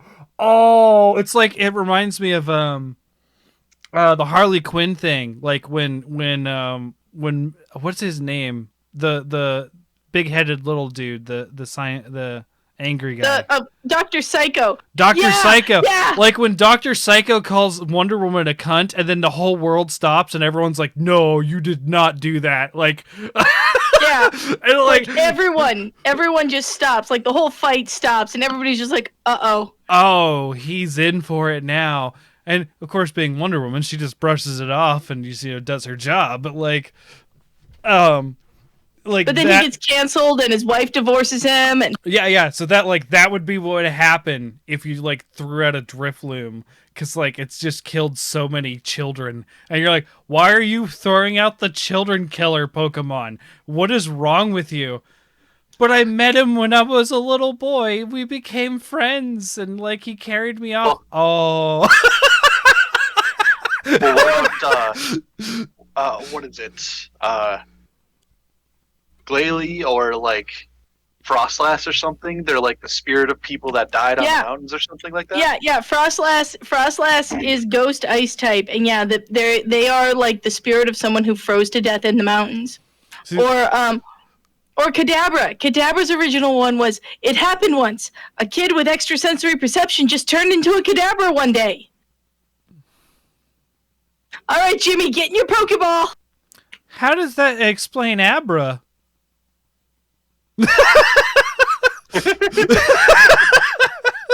What? What? So I guess you just become a Kadabra, and then when they mate, they have Abras. Okay, sure. I guess. Yeah, okay. All right. And then sometimes you trade them and you get an Alakazam. That's one of the weirdest ones to me, is the trading evolving ones. It's just like, the trauma of separation causes me to evolve. Yeah. Or the canonically like Skitty and Wailord are in the same breeding group. I always loved that. That was a meme on this forum I was on a long time ago. Nurse Joy is cloning trainers. I love the meme of Wailord uses Splash, and then it's like a picture of Pikachu under like its shadow, just like. Or the seismic toss where they throw them into the atmosphere. Like, oh jeez, Pokemon is ridiculous. Yeah, but anyways, I want a Pokemon protagonist who talks. I'm a little bit beyond role playing as a 10-year-old. Please and thank you. This is why I roleplay as Bug Trainer Cham. I'm just the NPC Bug Trainer. Fingers crossed for Arceus. Dude, I was going to say something about that. I rewatched the trailer for it with the girls the other day, because we were on a trailer kick looking at stuff. And that game looks rough. Like, I know it was a first go, but I looked at it and I was like, yeah, that does not look good. That does not look good. No. the battle where they were like, oh, they battle outside of the weird like RPG room thing. It's like, I honestly would prefer the RPG room thing to this whatever this is. Yeah. Oh boy. I just really hope that, you know, Game Freak's trying something new, and I really hope it sells well, so that way, if it fails, Game Freak isn't like, well, fuck y'all, we tried something new and you didn't buy it. Because that's totally what happens. You know, something gets thrown out there with not a lot of thought or work, and they're like, if it sells well, we'll do it. And it's like, yeah, but you didn't put a lot of thought or work into it. But you didn't try. Yeah. That's why it didn't sell, because you quarter-assed it. Didn't even half-ass it. That was the whole problem with the Wii U. So many companies just half-assed it, and we're like, no, it's going to sell because it was a Wii, right? No. There we go. Kitty cam. Yeah, I want a talking protagonist in Pokemon with meaningful dialogue choices, and I don't want to be a 10-year-old. Okay, all right. Ace, number 2 for you.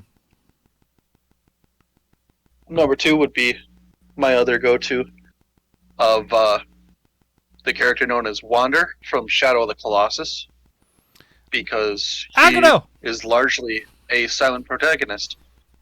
Except for aggro. He essentially has 2 lines: aggro and here. Yep. When you're trying to swing the sword or go faster. Which, I don't know, another sort of on the fence. I feel like it was a super emotional moment when you lose aggro after he tosses you off the bridge as it crumbles beneath his feet. But like, at the same time, you're resolved to finish your quest by that time on the 16th Colossi. So let me ask you, who's he going to talk to? Himself. Okay. Or the horse. People talk to themselves and to animals all the time. I constantly baby talk to 2 cats. Fair. It's just what people do. Unless if like... But not all people. I'd say unless if there's something like possibly wrong with you, because like just staying silent, both like verbally and mentally all the time, I feel like that's possibly an indicator of like some troubles. Give him a volleyball to talk to. Yeah, that. Wilson! Wilson! In that same accent. Draw a little face on the sword. Oh, that would be so immersion breaking, though. That'd be it's such an immersion game. You're just like, I'm going to talk to my volleyball here. But yeah, I really feel like that game works well with him only having those few lines of dialogue, and then everyone else who you essentially encounter, except for like the female, having speaking lines, because there's like the omnipotent presence that is dormant, and then like there's the scholars or like crusaders, villagers, whatever they are, shaman, I don't know, the guys that come riding after you to try and stop you. Mm-hmm. Because they have their leader that talks, and then I think they have a few other people have lines here and there, but largely it's a very, very quiet and atmospheric game. I guess you could have him sort of talk to her as she's sleeping. Mm-hmm. You could have some sort of like emotional stuff there. Instead of, yep, she's still on the slab. All right, time to go kill the next one. Like, what if in a future version of it they did it where like he becomes a silent protagonist as you go on,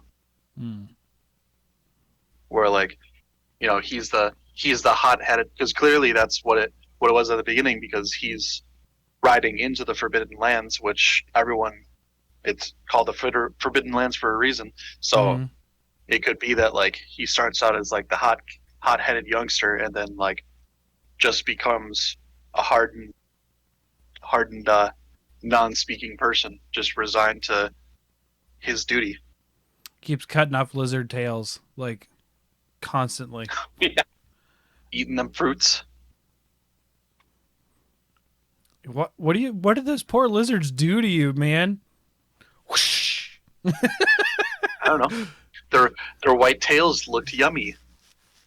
They were mystery flavored, because that's usually what mystery flavored stuff is. It's like they usually have white coloring. Yeah, like the white. Yeah, that's what it was with like the airheads. Yeah. Okay. Or voodoo, the mystery flavor Mountain Dew, which is never good to me. Apparently, wasn't Dew SA one of them too? Or no, they tell you Dewberry or something. Dew SA, they tell you what it is. It's voltage, which is blue, whiteout, which they no longer make, which is white, and then red is code red. So they just tell you it's just those three mixed together. Which I don't have any to. I have Dew SA at the house, but I am not currently drinking it. All I have is thrashed apple again. I've had the watermelon, and then when they had the Baja extra flavors, like the pineapple and the. I like the punch. There was a pina colada flavored one, and there's punch, and I'm just not okay with the pina colada one. I just don't like coconut. It's just no. I've tried it so much. No. We still have both of those at the house because everyone here likes Mountain Dew. So you saw I mixed it up today. I did some water. It's gone now. Nice. So now I have always to good to drink Dew. water. Yeah. So I don't know his name, but Shadow of the Colossus protagonist. Wander. Wander. I don't think he has an official name, but that's what a lot of people refer to him as. Okay. All right. So my second one, my stance is this guy needs to stay silent because he's much more effective silent. And in fact, I think everyone else in the game should stay silent, or at least him try to make everyone silent. And that is Doom. And if you've ever played classic Dooms, there's no one to talk to. There's no cutscenes or anything like that. So whatever. But Doom Eternal had the very split decision of giving him a voice line. Now it's one voice line, and it's very, very iconic for Doom because it came out of like a manga where he was talking. And he says, I do believe he says rip and tear is what he says. If you ever played Doom 2016, the little voiceover at the beginning that says rip and tear until it is done, and then you burst out of the coffin and you're immediately fighting zombies naked, like or re-dead or whatever you want to call them. Like Doom guy works very well as a silent protagonist because if you were to describe him as anything, I would describe him as an elemental of rage, and that is exactly what he is and does.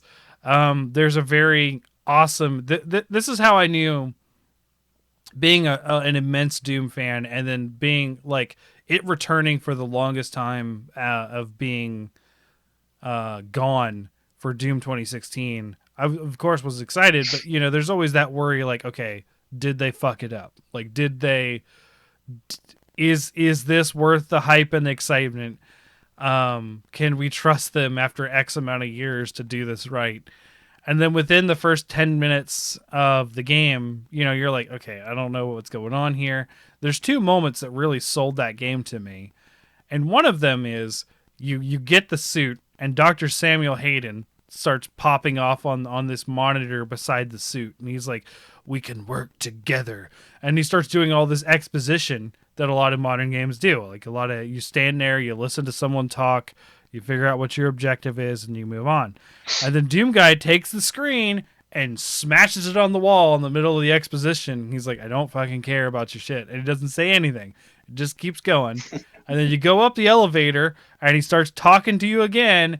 and then he just punches the thing to make him shut up again, cocks his shotgun, and then like walks out of the elevator and starts like, you just start the game at that point. That's the end of the tutorial. And I was like, oh, they did it right. This is amazing. And I loved that game. But in Doom Eternal, they took a step backwards from that, and they have a lot of exposition, a lot of cutscenes and stuff. Now, Doom Guy still doesn't talk a lot through that, but there is a point where they sort of tie in between Doom 64, which is retconned into being canonical in the series. So, if you're unaware, Doom 1 and 2 happens, and then after Doom 2 is Doom 64, because Doom 64 was canonically after Doom 2, because screw Doom 3. Doom 3 was a tech experiment that did something entirely different. But then after that, it was sort of done. We didn't know, and we thought the Doomslayer was someone different. It just oh, you know, whatever. It's different. You're not connected. We don't know. We won't talk about it. But they purposely connected them in Eternal. And they show you, after having fought for hundreds of years, supposedly, in hell, just slaying demons, and you are drug muttering the words, rip and tear. Like it's funny on a meme thing, where it's like the guy is only saying like rip and tear, but you can hear him like saying it, and you're like, but he never says anything. Like, he's never said anything before. He'll never say anything after. So why do it this once? It didn't feel right to me. But it was amusing. It wasn't like a total immersion breaking thing. It kind of also makes sense that he would actually be sort of like, I don't know, psychotic after being stuck in hell and just killing everything he found. And you got to think it's kind of an awesome concept, right? Like, you think like, oh no, you go to hell, like you're done for, you're dead, there's nothing. But to actually just kill everything so much that they seal you away and they're afraid of you, like, I don't know. I love the series. Mm-hmm. Oh boy, Steve's a joker. Did you see that, fan? He wanted to play Doom 64, but he couldn't find Doom 63. Oh, man. Ha! Ha! I know exactly which one of our friends you stole that joke from. Oh. Okay, I didn't know that was stolen, but okay. He stole that from Devin. Oh, I've met Devin. That's exactly the kind of shit jokes that Devin makes. Yeah. So... yeah, I think Doom... he's not denying it. He's not denying it. No. Well, also, there's a delay. So, he may... no, he still hasn't denied it yet. We're good. No, he's sitting like 3 feet away from me. That's also true, yes. I wish he'd stay silent. I really want them to get away from the exposition stuff they started doing again. They're like, oh, you got to learn the backstory of the Doomslayer and that kind of stuff. And it's like, we don't really know. Demons, shotgun, good, right? Rocket launcher, plasma rifle. More guns, the better. More demons, more guns. That's all we need. But I love the series. I just want to see him step away, because like, famously, Doom 2016 didn't really have a story until like the final hour they were talking about. The head guy of Doom, I can't remember his name right now. I should, but I just don't remember right now. They did a no-clip interview, and if you ever watch that no-clip interview about Doom 2016, he's like, I'm not going to tell you how close to the line we were on putting the story in the game, because it's embarrassing and I don't want people to know it, but it's really bad. So it's like, yeah, okay. Now, granted, they aren't the highest track record for having great stories in games, but I think they execute it very well with a silent protagonist. There's a famous scene in Doom 2016 as well, where it's like, you have to align the lenses to shut off this thing, and he's just like, you see Doom Guy look around, he sees the lenses, and it's like, oh man, this is gonna be tedious, and just kicks the shit out of it and breaks it instead. And you're like, no, don't do that. Don't do that. You'll ruin it. And he's like, I don't care. kind of. You get a lot from his silence more so than ever him talking. And I think that's what needs to happen with the silent protagonist is there needs to be a purpose to it, not hey, we're pseudo talking because it was a technical challenge to get them to talk or have text or that kind of thing. Like we're I don't know. I think we're past the point in a game where you can I feel like honestly Monster Hunter Stories it was just lazy to not have them interact in some way when everyone else did. Everyone else in that the whole game talks all the time.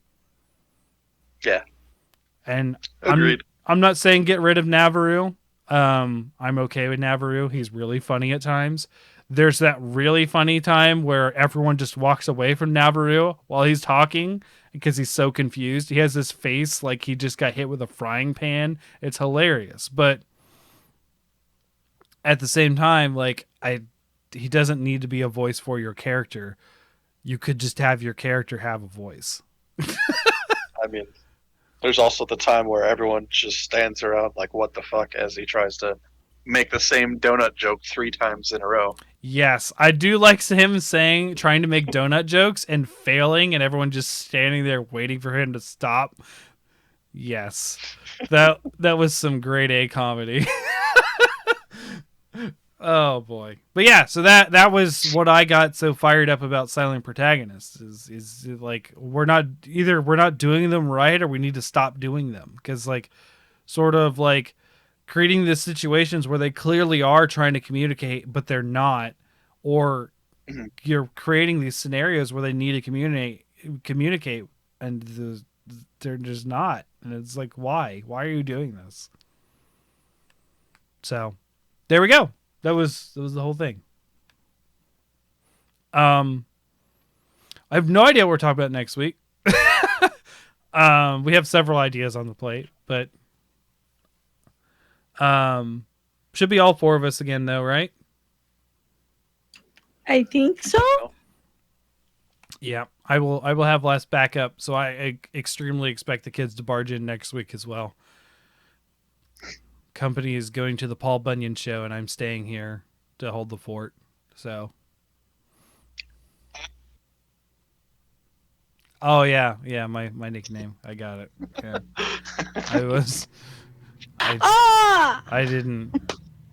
I wasn't trying to make that pun. But okay. That took me a second. Point it out. So, oh boy. Any other thoughts on what we talked about tonight? Anything to add? I will say there are funny occasions, the silent protagonist, like the South Park games, or the more recent ones at least, where your character is just like they're just Stick of Truth and Fractured Butthole. Yep. It's kind of funny in Persona. Okay. You're a mildly silent protagonist in like Persona 4 and 5. Where like there's some dialogue choices and stuff, but you know, it's pretty minimal. Yeah. And especially in the Persona is Persona 4 anime the good one? Okay, Steve's nodding. Yes, Persona 4 the anime is a really good anime that covers Persona 4. And the character, by the way, his name is Yu. Oh, that's a pun. It's a pun.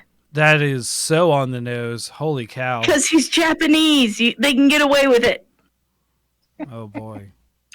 But anyways, your character's name, he's Yu. His name is Yu in the anime. And he is the most suave, charismatic, debonair motherfucker on the planet. It's amazing. All right. Like in the anime. He's also like completely like deadpan stoic. Like nothing can shock him, nothing can surprise him. He's just like, oh, huh. Okay. And just so like cool and charismatic. It's hilarious. He is the most charismatic 16-year-old on the fucking planet. Which it's really funny comparing that to like the fairly silent protagonist from the video game. Okay. Yeah. I've been playing No More Heroes for bickering bucks, and that guy's not silent at all. But it did remind me that No More Heroes has always had sort of like graphics. It started on the Wii, and then the number 2 was also on the Wii, and you're like, all right, it's It was standard definition in the beginning of HD age, so you're like, okay, it's just whatever. Straight up anime in the third one, like straight up like drawn anime, and I'm like, whoa, that was a hard turn. Like, it was kind of crappy 3D graphics that were kind of like, and then just straight up anime. Like, it looks like Ponyo, like that sort of flowy style that of Studio Ghibli. Like, it looks like that. And I think they did that on purpose for one part. But then, like, the rest of the game is like, I don't know, like sword art, kind of like the 3D anime style. Wow, I'm actually competently talking about anime in reference. Fuck. One of us. One of us. Slowly evolving. We'll make a weeaboo of you yet. One of us. One of us. One of us. No. Nope. No. No. I went to 2 different Barnes and Nobles for this today. That is on my. I will admit that season 2 is on my Netflix queue because I watched season 1 at your behest. And it's so good. Season 2 is actually real good. Okay, I like the popular deer kid. He's actually very Lewis. deep. Yeah. He gets better in season 2. Awesome, because he actually has some growth and development, and is really good. So I think that's it for tonight. Sorry to ramble on about other stuff. I'll probably get back to playing Diablo 2 and No More Heroes and stuff. Actually, real quick, what are you guys gonna be playing? I'm just curious.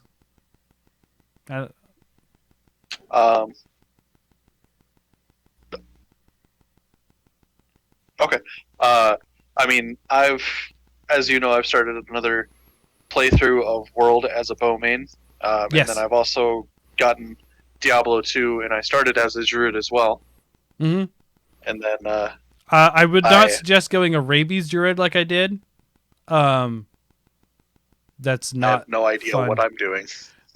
Okay, so druid has every class has 3 trees. One of the trees for the druid is shape-shifting, so you get to turn into werewolves or werebears. Oh, that's why it's rabies druid. Got it. Okay.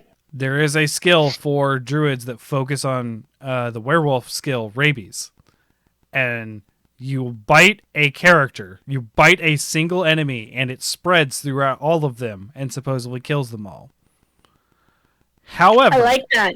It is a very tough build, and I am having struggle. I cannot solo. I have to play with other people because it's too weak yet. It has to be very powerful for it to work, I think. So there's that. I mean, I just need to work on my combat skills because I got 2 times in a row by Amazonians with spears, and that's like after the first layer of evil. Oh, after the Den of Evil? Yeah. Yeah. Yeah. So the big Diablo lore nerd I am, because I love it. That second quest that you're on is a reference to Diablo 1, the Blood Raven. She is the rogue from Diablo 1. And later on, there is the wizard from Diablo 1 is the summoner, which is an Act 2 boss. Gotcha. And the Dark Wanderer that you're following in the cutscenes is the warrior from Diablo 1. So there you go. Still have no idea what. Yeah, I can help. You got it on Switch, right? PS5. PS5. Oh. Well, we can't play together then. Because I didn't get it. I mean, we can't if you triple dip. No, I'm not triple dipping. No. Do it. Not spending 120 on this game. No. All right. So Sasha. But it would further prove Pan wrong that PS5s exist. They do. They just suck. I don't play anything on it. All right. So I beat the Outer Worlds on hard. Oh. I've been mulling over in my head what Supernova's gonna be like, because it's like hardcore mode and like Fallout. So you gotta eat food, you have to sleep, you can only sleep on your ship, there's no fast travel. Your companions have permadeath. And I will say the companions have glass jaws even on normal difficulty, so I think they're going to be a no-go. So I've been preparing myself for this mentally. I haven't started it yet. And then I also downloaded a new game on Game Pass. I haven't started, but it looks interesting. It's called Signs of the Sojourner, and you are. It is described as a narrative card game where the deck is people's stories, and you're kind of like a wanderer. I'm not really sure what the function is of the wandering, but you're like learning stories from other people and then exchanging those stories on the road as currency to stay at people's campfires. So it's just a nice little distractor game, I think, for me. That game sounds a bit like yes, that's the game I was trying to remember. Okay, Steve just reminded me. A game called Where the Water Tastes Like Wine, where you kind of that I was thinking, because I just a couple weeks ago pre-ordered the Steelbook version of that from Limited Run. Ooh, I'm curious about that. I'll ask you about that after we're done recording. Because my husband and I both thought that Where the Water Tastes Like Wine was super rad. I mean, it needed to be a bit of a deeper game, but it was super rad. I think you played it back at the very earliest stage of the pandemic, or was it even before that? Is this the one where you're taking the place of Karen? No, that's Spiritfarer. Okay. No, Where the Water Tastes Like Wine, you were basically wandering around America, literally like it's a map of America, and you can walk along highways and stuff, collecting folk tales. Interesting. It's fascinating. And for shits and giggles, he walked to Nebraska. There was fucking nothing there. Oh. Was there anything in Ohio? I don't remember. Probably because Johnny Appleseed's like all over the place in Ohio. Oh yeah, that makes sense. But yeah, you just like wander around America collecting folk tales, and it's got a really good like blues soundtrack to it. So that game you just talked about sounds a lot like Where the Water Tastes Like Wine. So if that game's your jam, you should try Where the Water Tastes Like Wine. But you'll write that down. Yeah, it's a fascinating game. I don't think there's a whole lot of playtime in it. Because it was like kind of super cheaply made by a very small company. What? Your audio died. What was the game that... Can you hear me? Really? I can hear you now. Kinda. What was the game title that Sasha mentioned?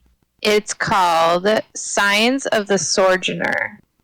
I'm probably saying it wrong. Is it S-O-U-J? It's spelled like it's spelled like Sojourner Truth. Signs of the Sojourner. Yeah, because that looks very similar to Where the Water Tastes Like Wine. It's rather not dissimilar art style. Huh. Okay. So Pan, you're the last one. What will you be getting into? Yeah. So I've been playing two things lately. They Are Billions on my PC. I picked that up, by the way. Okay, cool. Yeah, it's very, very similar to StarCraft, which is kind of funny because my husband's on a StarCraft kick lately. So like I'll fire up They Are Billions and he'll be playing StarCraft, and it's like just constantly like his guys are going SCV ready, and my guys are going like orders, sir, and it's really funny. But But so I've been playing They Are Billions, and also I've been playing Rune Factory 4 Special Edition on my Switch. So I kind of went down this little rabbit hole of Harvest Moon games after you recommended Gleaner Heights. I played Gleaner Heights really hard for about 2 days, but eventually the sort of difference in quality of life improvements between Gleaner Heights and some of the modern Harvest Moon games just got to me. I couldn't deal with it anymore. And also there were several pretty bad glitches that I experienced, and I was like, okay, I'll go and play a real Harvest Moon game. So I bought Pioneers of Olive Town. And there's a whole lot of really annoying things in Pioneers of Olive Town, and I will dive into that next episode or something. Because Pioneers of Olive Town grosses me out as a Harvest Moon game.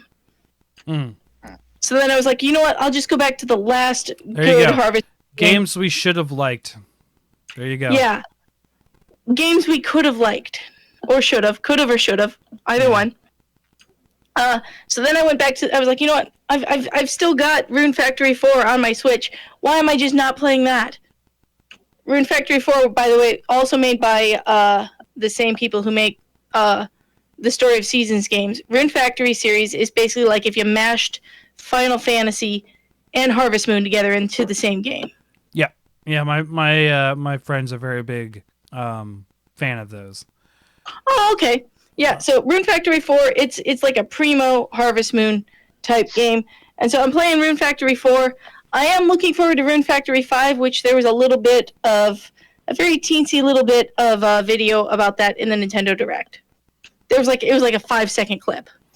Also, Pan, if you like Rune Factory, you might like Sakuna of Rice and Ruin. Yeah, it's on my Steam list someday. Yeah. I have it for Switch. It is okay. You are the rice god. You're the god of harvest, and you fuck up, and you get demoted, and so you have to work with this ragtag family, which is they're not related. You just want different people to come together and raise rice to redeem yourself as a god. Yeah, I am interested in that, and maybe someday. Unfortunately, there's a whole ass RimWorld expansion that I haven't bought yet. Oh, the religion one. Yeah, and there's a Pokemon game coming out in about a month. Yeah.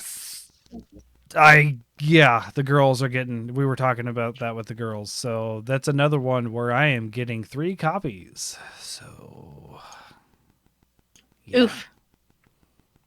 So yeah, but right now They Are Billions and Rune Factory 4 Special Edition. Okay. There's extra dialogue for NPCs in the Special Edition. Okay. So I'll be, like I said, No More Heroes and Diablo 2. I'll also be finishing Cruisin' Blast, the one where you can drive as a Triceratops, Hammerhead Shark, a tank, UFO, all sorts of crazy stuff. Probably be finishing that. And then also, I really want to get into the Blizzard Classics with Lost Vikings. I've been wanting to do that for a long time. So, which I bought well before the problems with Blizzard. Well before. You'll soon have another thing to play on PS5. Back for Blood comes out on the 8th, I think, right? Oh, no. You're right. Oh, no. Back for Blood. I gotta try it at least. I think. Go ahead. I said I've actually been more focusing on the card game stuff lately because the new card game I got into. But trying to start a league, and I'm going to be a judge for this league. So, yeah. So yeah, I won't get into it too much because this isn't a card game show. Yeah. It's all right. Take that over to Bickering Bucks or some shit. They do play card games, yeah. They're all Magic shills. I just I say that having a Magic podcast show. Yeah, I know. Chance gets on me on me about it all the time. He's like, "Why do you poop on Magic and you have a show for Magic?" And I'm like, Because they can be better. That's true. Yes. Yeah, that is why. Also, my investment lately has just been collecting Hydra cards. Which is complete again. I have all Hydras again. So, all right. Well, we'll end it here. Sorry, I made us ramble on for another 15 minutes. So be sure to catch up with previous episodes and stuff on our SoundCloud, Spotify, all the places you can find us, Hunters Hub, and then at Hunters Hub Pod on Twitter and Twitch, and you can find Ace here at Ace Badger Gaming on Twitter. Yep, tweeting out not 100% fact-checked Monster Hunter syllabi. Also, all of us just hyping out about Monster Hunter stuff, although I haven't been doing that as much on Twitter. I've been not as active on Twitter lately, honestly. Oh, well. But also, we're all in the Discord, if you want to talk to us on the Discord. And also hyping out about Monster Hunter, and then also inspiration for episodes a couple times lately. So, that'll be it for us tonight. Have a good one. Bye. Bye. I gotta find a way to shut it off again. I keep forgetting.